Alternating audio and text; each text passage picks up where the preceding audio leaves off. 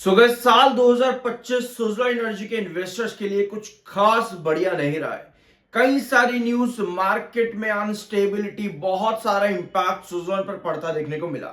चाहे वो सीईआरसी के नए रूल्स या रेगुलेशन हो विंड एनर्जी को लेकर के, सोलर एनर्जी को लेकर के, जिसकी वजह से वारी एनर्जीज, प्रीमियर एनर्जीज और सुज़लोन, आइनॉक्स विंड, इरेडा जैसी कंपनीज भी कहीं ना कहीं इनका शिकार होती देखने को मिली सीईआरसी के रूल्स और रेगुलेशन का। वही सुज़लोन अपनी परेशानियों पर भी इस साल देखने को मिला है। अब कैसी परेशानियां? मैनेजमेंट को लेकर के change in management regular basis पर सुज़लोन में देखने को मिला है। ये खबर 26 दिसंबर की है। अब आप कहोगे भाई पुरानी खबर है, पुरानी खबर मत दिखा। कोई बात नहीं, अभी इसको एकदम नया बना देते हैं। सीईओ ने रिजाइन किया 26 दिसंबर को, ठीक है। इफेक्टिव क्लोज ऑफ बिजनेस 26 दिसंबर को इनका हो जाता है। लेकिन खबर सिर्फ यहां शुरू होती है, क्योंकि यह खबर आपकी जाएगी आगे तक। कंपनी के सीएफओ का रेजिग्नेशन भी आया था Q1 के टाइम पर, जब कंपनी के सीएफओ हिमांशु मोदी ने टेंडर्ड रेजिग्नेशन यहां पर दिया था कंपनी में। यह एक रेजिग्नेशन आपका हो जाता है 13 अगस्त 2025। अब इस खबर को और नया बनाते हैं। अब आओ आप अगले पॉइंट पर। साल 2024 में भी आपको कंपनी में एक सीईओ का रेजिग्नेशन देखने को मिला था। ईश्वर चंद मंगलम रिजाइंड इफेक्टिव नवंबर 8, 2024।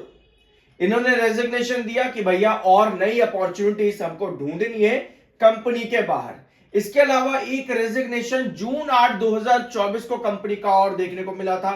सबसे इंपॉर्टेंट रेजिग्नेशन ये वाला है, जून 8, 2024 का, क्योंकि यहां से शुरुआत हो जाती है कंपनी के गवर्नेंस और प्रोजेक्ट इंस्टेबिलिटी को लेकर के।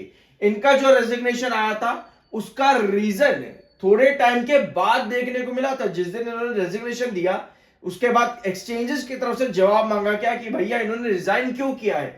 फिर इनका जब जो स्टेटमेंट आया था, citing that corporate governance standards did not meet his expectations regarding openness and transparency। एक रेजिग्नेशन और आता है सीईओ की तरफ से, वेंकटन सुब्रमण्यम, 31 दिसंबर 2024। ये सुज़लोन एनर्जी की एक सब्सिडरी कंपनी में इन्होंने रेजिग्नेशन दिया था।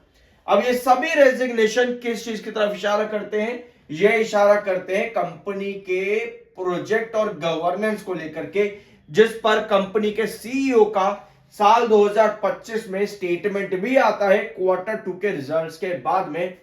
इनका मेजर फोकस इन्होंने बताया कि भैया अब हमारा मेजर फोकस रहेगा प्रोजेक्ट एग्जीक्यूशन पर, यानी वही मुद्दा जहां से रेजिग्नेशन की शुरुआत होती है सुज़लोन एनर्जी लिमिटेड में जून साल 2024, इस पर अब कंपनी काम करना शुरू करेगी।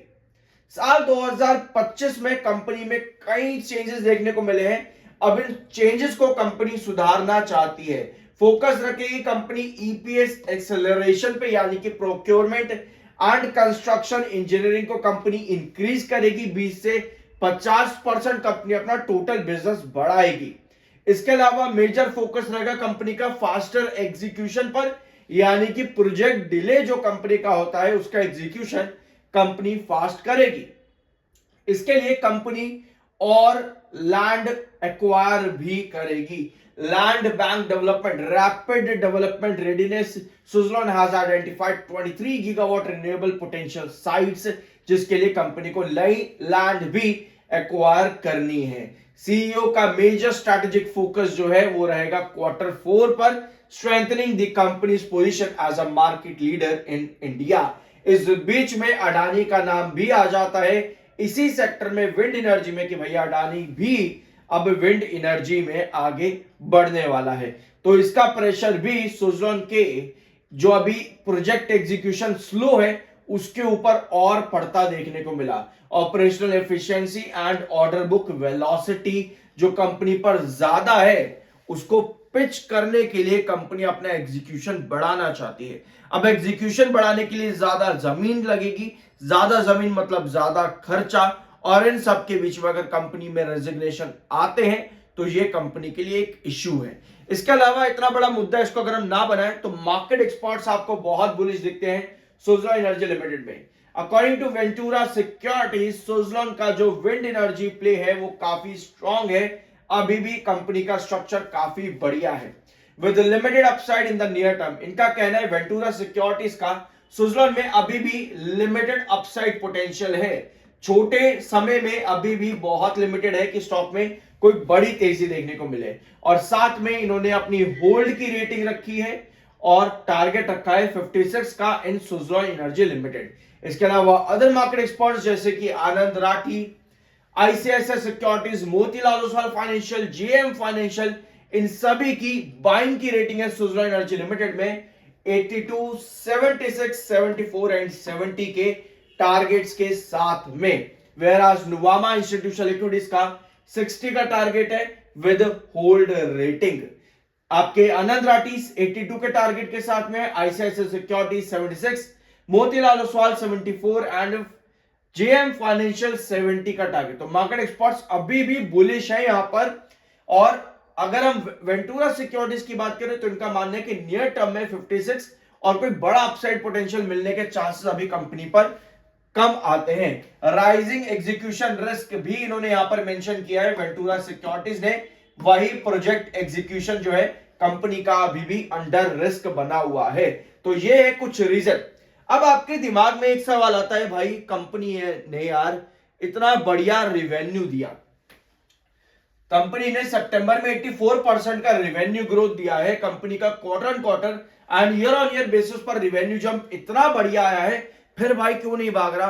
तो ये सारे सवाल आते हैं। कंपनी के बारे में हमें सब मालूम होना चाहिए। अब इन सभी पॉइंट से कंपनी खराब नहीं हो जाती, कंपनी बर्बाद नहीं हो जाती। लेकिन अगर आप देखोगे कंपनी को पिछले 5 साल भी अगर आप देखोगे तो आपको पता लगेगा भाई कंपनी ने पहले भी बहुत बड़े रिटर्न दिए हैं। तो कोई कंपनी जिंदगी भर भागती तो नहीं रहेगी, मार्केट को भी साथ लेगी। कंपनी में अगर कुछ इश्यूज है उन इश्यूज को कंपनी रिजॉल्व करेगी, तब आपको दिखते हैं वापस से इस तरह के मोमेंटम जो कंपनी ने पिछले 5 साल के अंदर अंदर दिए हैं।